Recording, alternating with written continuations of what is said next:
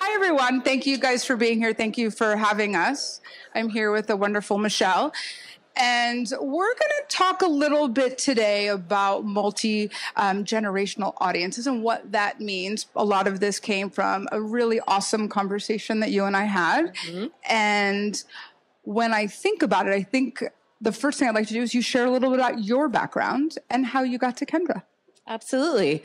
So I am a leader and brand builder at heart. I spent about half of my career at General Mills, building brands there in the food industry. And then the second half of my career, I moved into multi-unit retail. I felt like I didn't have the experience of bringing a brand to life across an experience, and I really wanted to add that to my capabilities. So I worked in mostly founder-led private equity, smaller companies in fitness, in the food industry and hospitality, and now in fashion, which is just amazing. I love the fashion industry. And I'm just obsessed with the brand. That's how I made it to Kendra Scott. I knew the brand. And when I saw the job description, I just was like, this is absolutely incredible. So what did you know about the brand that you love so much? Let's talk a little bit about brand values. Absolutely. What I knew ahead of time about the brand, well, I knew Kendra really well. I have three daughters, and we had watched her on Shark Tank and just like totally obsessed with her and her story and the way she connects with people. I also knew the brand because my middle daughter has cerebral palsy, and she, when she was a little bit younger, had wanted to raise money for the Cerebral Palsy Foundation. And we had a friend who told us, Kendra Scott will do that and help you with that. And we were like, what do you mean help us with that? So she organized an event at our store. And the way that works is that we donate a portion of the proceeds to a foundation that's interesting to the consumer, not necessarily to Kendra, but a passion that you have. And I just had that moment had always stuck with me because they really connected with us and with her. So when we think about those moments when we started, I did a little homework and I was asking around all kinds of folks, daughters, parents, grandparents, just didn't matter the demo. What do you think? What do you know? And the most interesting aha moment came out. It didn't matter the age. It didn't matter anything about a demo. It wasn't about anything but the connection and how you feel. And that's what everybody else does. And I thought, my gosh, even someone's daughter's like, yeah, here's my necklace. Right. Someone said a birthday. I went and bought and got to do some customization. And I think that is so interesting, how you go to market, how you talk to people, and what that means. And so what I want you to chat a little bit about is how do you achieve that level of engagement? Because I got to tell you, there was a lot of different people from it didn't matter anything. And the love and the heart that came out of it was impressive. Yeah, absolutely. I mean, that's the brilliance and the magic of this brand. It for me was very different because I grew up at General Mills where like we were doing consumer segmentation forever. And it was like very clear who your brand champion was and exactly what age they were and what they were passionate about. And you went after like that specific age group. And at Kendra, we think about that entirely differently. We start with human insights and human principles. And part of that are relevant to all generations. Part of that is Kendra's story. I mean, I think as marketers, that's what we are. We are storytellers. And there are stories all over this brand to tell. So I think that's a very consistent human principle that we connect with. And the other is connection. I mean, she built the business by giving away jewelry to local foundations, by giving away jewelry for people's birthday, by basically never saying no, because she believed that if she connected, the transaction would come. Maybe not today, maybe not through you would tell a friend, but eventually the transaction would come. And we infuse all of that into our marketing. Storytelling behind our 4 pillars of fashion, philanthropy, family, and founder, and really about connecting first. And then from a marketing standpoint, scaling later. So she started the business and gave her stuff away? She absolutely did. She was telling the story the other day that she never said no. And then, and mostly she sold through wholesale at that point. And then when she opened her first store in Austin, she had actually had retail stores before. And so she was trying to figure out, like, how am I going to get people there? And she opened the first store and there was a line around the block, and she went out to talk to people and were like, how did you know I was opening? And they all had a story, and they all said to her, well, you donated to my charity. You did X and such for my daughter. You know, you gave jewelry when we had a tough moment in our family. And that's what built the business. So I want to unpack something. You talked about your daughter and that inspiration. When we think about philanthropy, a lot of companies will say, I believe in X or I believe in Y, and we're going to donate and engage in the community in that fashion. But that isn't how you guys work. It is not about, this is Kendra's mission and this is the charities that she chooses and the philanthropy that she wants to do. Yeah. So can you just unpack that conversation? Because I think it's so interesting and what it means. I think there's a couple things for me that are different about how we approach philanthropy. One is I've worked in brands where it's in the purpose statement, and that certainly helps, but it is ingrained in everything that we do. And so what that helps us do as marketers is, like, we're not debating, should we give back, or like, what percentage should it be? Or if we saved a little bit of money, maybe that would help us. It is just like standard that this brand is based in philanthropy. And it's another part of Kendra's founding story. She wanted to give back and do good. She didn't just want to sell jewelry. So that certainly helps us all, is like, that's just a no-brainer. We're going to give back every activation we're going to do, every brand collaboration we're going to do, everything we're going to do. It's going to have a give back moment. And then in true Kendra's fashion, the customer, we have a principle that the customer is our boss, and she signs our paycheck at the end of the day. She, makes the calls for the brand. And so we do our philanthropy that same way. I told the story about my daughter. I have a friend in Minneapolis who lost his daughter to brain cancer, and he started a nonprofit in her name. And I reached out to him and said, like, we would love to do an event and be the first group that starts to build the funds in your nonprofit. And that's what we did. We ran an event at the store. All of her friends came. It was like the most moving thing. And we also have, you can also access it online. And then we give a percentage of those proceeds back to the nonprofit. And again, it's like driven by the customer first, and not, we want to give to BCRF, who we do give to, or we want to give to Trevor Project. It all comes from the customer. And I think that's a testament on how you weave into your communities, right? Because you're all about that local fabric and what it means and the storytelling. And I loved that insight. Yeah. Because it's a way for people to rally around your beautiful brand and become part of it. And I think that talks so much about the connection versus transaction. So we were talking, and Michelle was being amazing and gets into connection versus transaction. I was like, oh my God.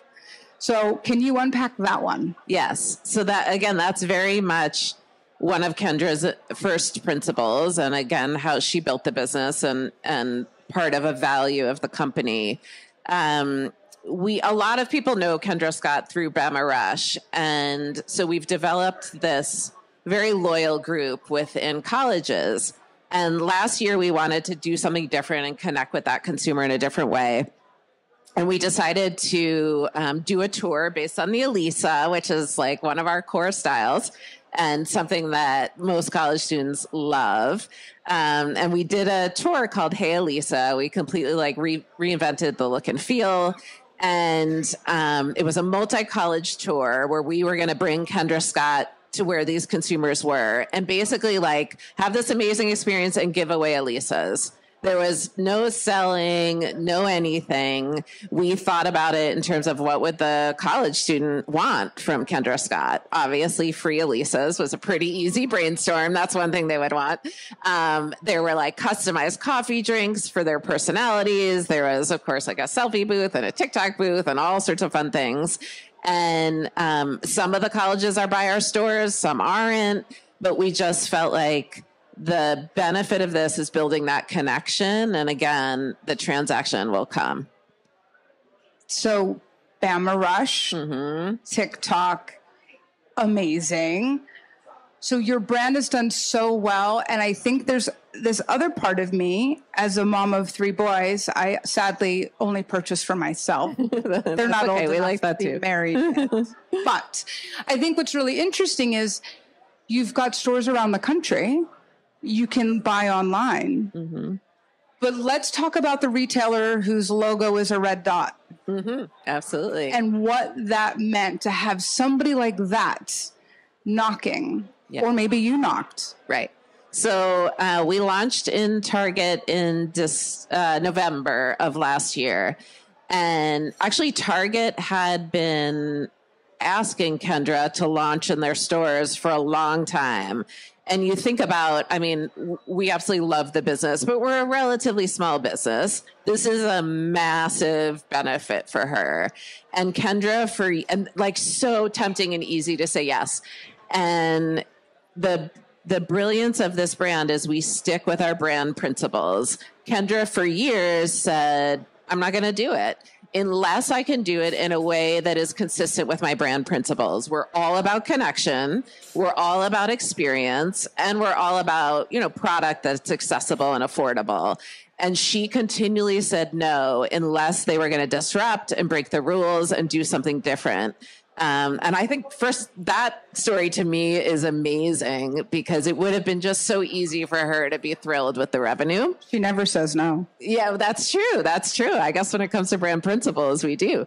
And she really, for years and years, pushed Target to do something different. We have now a shop in Target.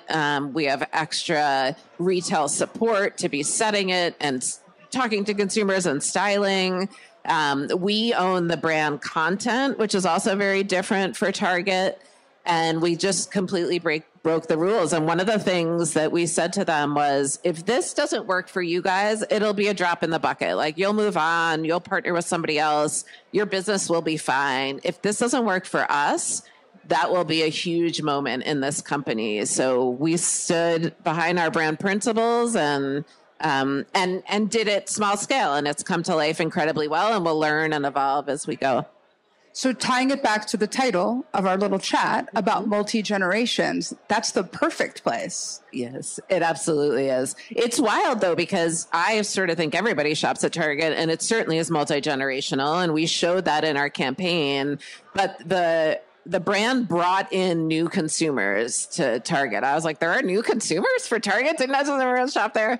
But that's one of the successes that they've seen. I mean, we were sold out overnight, which is certainly one of the successes, but it's brought in new consumers to Target.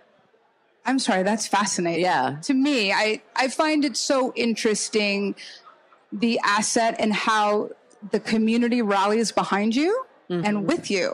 Right. So, a little off script here. TikTok, Bama Rush, responding really fast in market. How do you do that? We have the absolute best social team that I have ever worked with. And they are so steeped in culture and incredibly empowered. Again, the brilliance of KS is that we're all very clear on the brand and the brand principles and the purpose, and everybody knows those things. So in that way, it's very easy then to empower a social team, and that allows them to move really quickly. And we see moments where Kendra has a comment or we have a comment and we start to get involved in social. You honestly can see it in our feed because it's not as good, it's not as fast, and it's clear that like someone like me who has no idea what they're doing with actual content has gotten involved because it doesn't look good. So that team is incredibly empowered. They see things. They don't have to get any approval. They know how to respond. And they had built that up over many years. So it wasn't that, Bama Rush appeared and we decided to do social. They had built that up for years. The brand was relevant. We knew what conversations were important to be a part of and where we don't add value. And they responded and developed content. And then, of course, couple years after, we could predict that was going to happen. So we could plan it. I also have a wonderful paid media team. My head of paid media is here. And now those teams work together to scale that content when they can plan ahead. So the empowerment and the collaboration is what unlock that. And that's a true testament from the bottom up and the top down on how you guys got built and the North Star and the vision that is carried through. Yeah, that's true. We'll just talk a little bit more. It'll be good. Yes, that's right. So we've talked a lot about Kendra Scott. We've talked about the brand. I'd love to talk about you a little bit. Sure. Because I think with the audience that we have here, really to say, what inspires you? Who do you look up to? What is what makes you move? What's exciting? Mm-hmm. So when I was thinking about this, I think there are certainly many brands that I look at and many brands that we look at as a team who do well in one thing. Like this brand is incredible at activations. This brand is incredible at linking to culture. But for us, and I think those are great best practices to look at, but I feel like for us as marketers, our challenge is doing all of it. We have to be customer champions. We have to be storytellers. We have to be innovators and disruptors. And we have to, in my case, drive traffic, but we have to drive results. So the brands who do all of that, I think are more impressive to me because I learn a lot more about how are they navigating all of these pieces and in retail, delivering same-store growth year after year after year.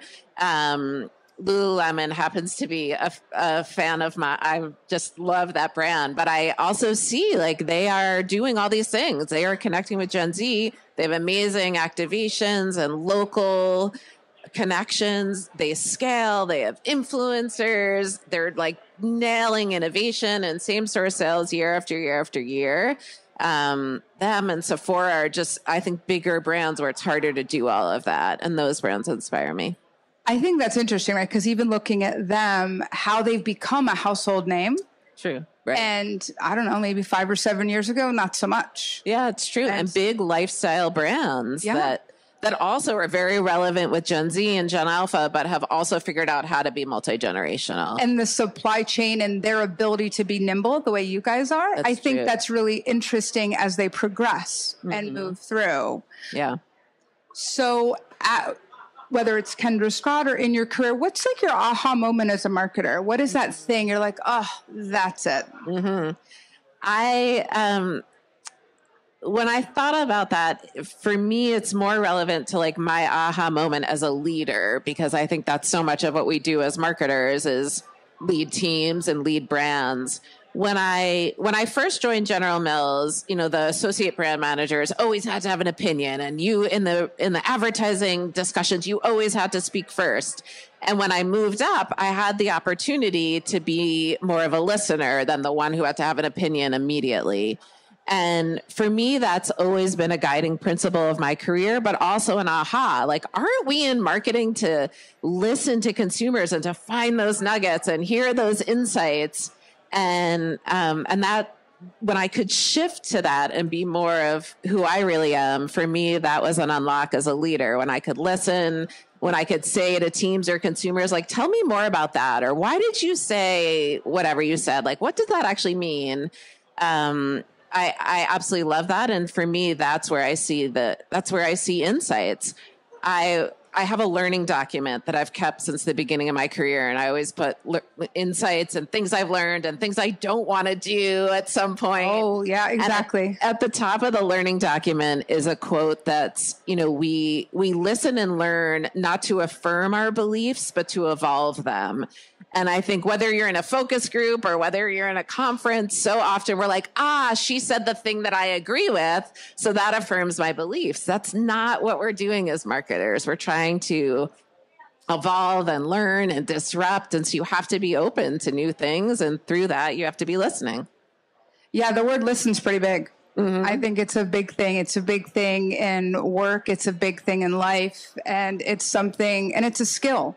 I don't know if everyone practices that all of the time. Yeah, it's hard. I got into mindfulness soon after I had my kids. And that's a big part of mindfulness is how to actively listen. And too often in meetings, we're trying to figure out what we're going to say next. I also find that with my kids, like I'm sitting there and I'm thinking about what is the next question or what experience can I tell them? And I'm like, no, that is not listening. That is just preparing for what I'm going to say. And it's a skill to be an active listener. It totally is. It totally is. And I've been given the time flag. So here's my question for you. Okay. Room full of really smart people. Props to International Women's Day. A piece of advice and something that you hope your next, as you bring more people into Kendra Scott, what are you looking for them to do? Like, what do you want to pass along? Well, maybe this is where we started the conversation, but I think ultimately as marketers, as I said, we're storytellers, we're listening and disrupting for the consumer. And sometimes things get really complicated. Again, I grew up at General Mills where there was like, we could framework anything. We had like a framework and a document and a PowerPoint for anything.